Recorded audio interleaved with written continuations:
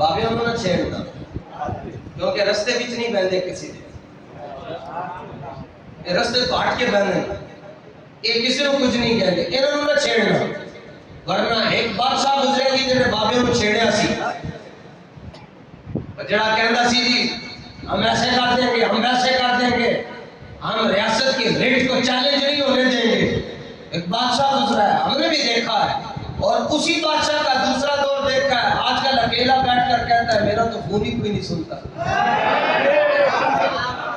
آج بھی میرے بابا جی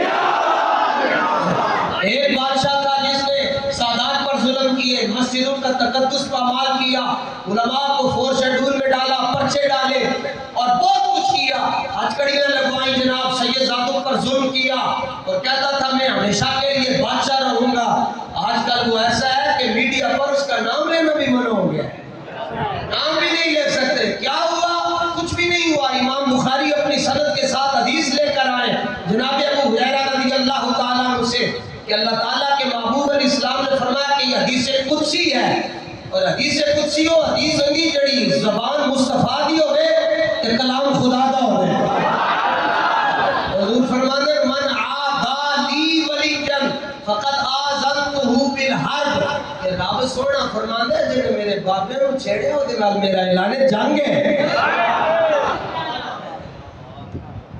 بابے نو چھیڑنا